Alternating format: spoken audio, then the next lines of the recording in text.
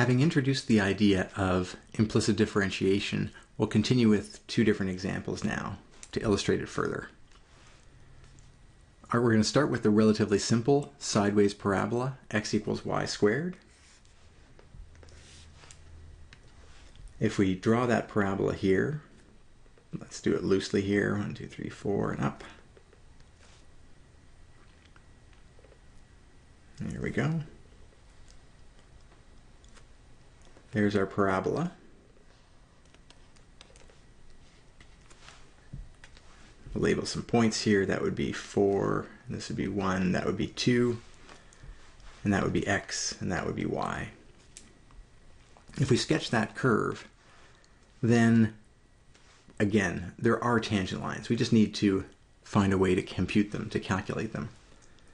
How would we find the equation of the tangent line to this graph at the point 4, 2? At the point 4, 2, so right there. Well, we're going to start the same way we did before.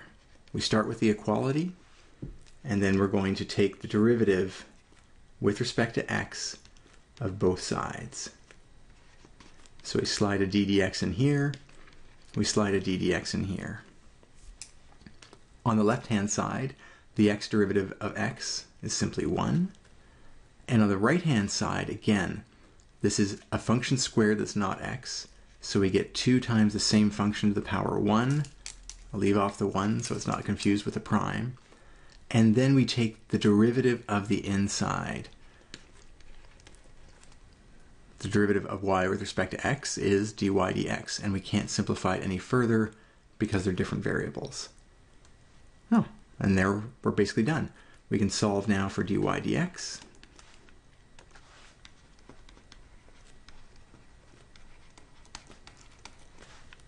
Simply by dividing both sides by 2y. All right. And that gives us a formula for slopes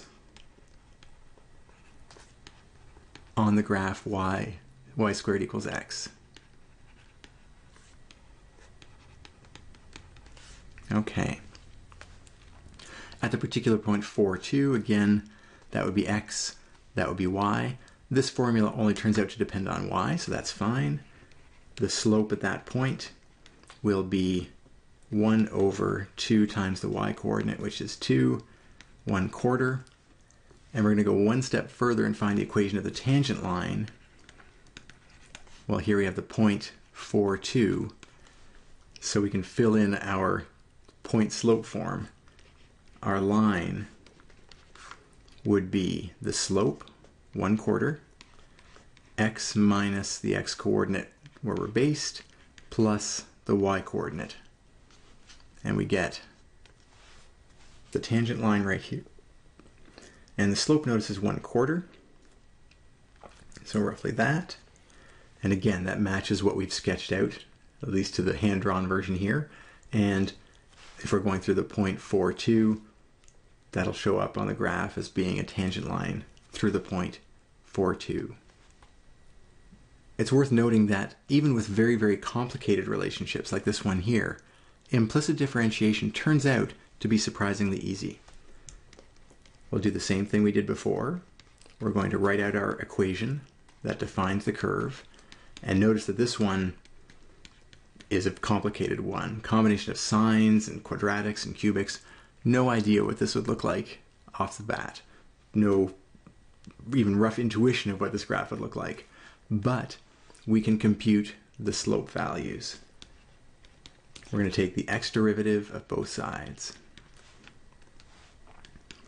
The right-hand side is the simplest. In fact, though, we're going to save it for last because this side is going to get pretty big just because of all these product rules. So let's start off from the edge. So the derivative of x cubed with respect to x is 3x squared. And again, if we wanted to, we could add the dx dx at the end. We won't bother usually because it'll just be 1, but it is there if we want to think of it that way. So that's the derivative of x cubed, plus, I'm going to partner these as 2x squared times y. The derivative of 2x squared with respect to x will be 4x times y. Then we use the product rule. We get the 2x squared, the other half of the product rule, times the derivative of y with respect to x, dy dx. And that's our product rule expansion. Last but not least, we have the x derivative of sine of anything will be cos of the same thing times, let's take the derivative inside with respect to x, and we're going to get 1 times y, I hope you see the pattern now, plus x times the y derivative with respect to x, dy dx. And that is all going to equal the derivative of 1, which is 0. So take a moment, just scan across and make sure you see how each of those terms relates back to the original function. Okay. What we do notice is that there are two terms of dy dx, and they're nicely placed. They're just dy dx. They're not squared, square rooted, or in exponentials. They're just sitting on the main line because they came out of a chain rule calculation. And what that means we can do now is simply solve for dy dx. And the way we're going to do that is simply gather the terms. We have a dy dx there. It's multiplied by 2x squared. We have a dy dx here with an x cos of xy. That's all the terms of dy dx. We're going to bring everything else to the far side. That term, and this hybrid term here. We'll have negative 3x squared. We'll have negative 4xy. And we'll have negative y cos of xy. And so last but not least, we can determine the derivative. Dy dx will be negative 3x squared minus 4xy minus y cos of xy all over 2x squared plus x cos of xy. And that is a formula for the slopes of this graph, which, quite frankly, couldn't sketch to save my life if you asked me to. I might guess at some points, but it's way too complicated to graph by hand. However, we can still come up with some calculations. First of all, is the point 1, 0 on this curve at all? And remember what that's code for. This is an x, that's a y. When we plug this in, plug in x and y, we ask ourselves, does the left-hand side equal the right-hand side? That's how you know something satisfies any equation, right? You plug it in and see if both sides are actually equal.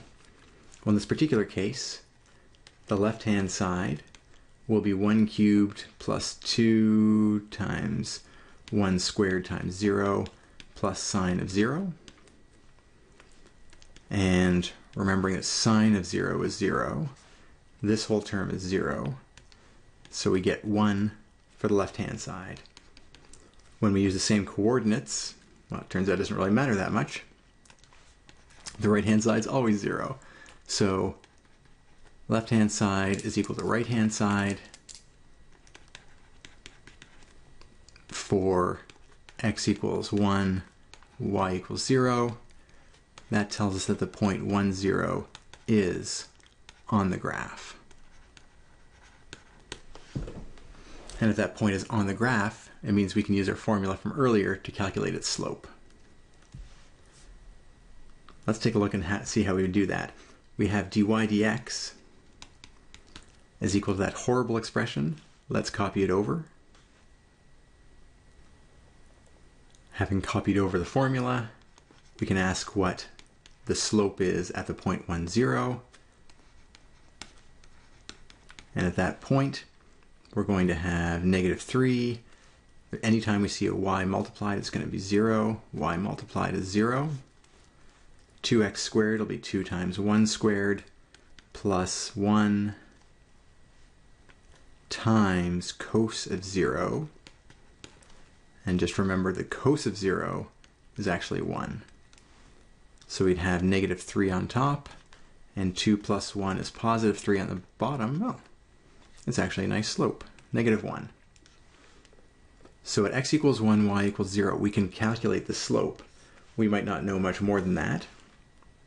But at the point 1, 0, the slope on this curve is going to be -1. So we get a local linear approximation to something that was very complicated initially.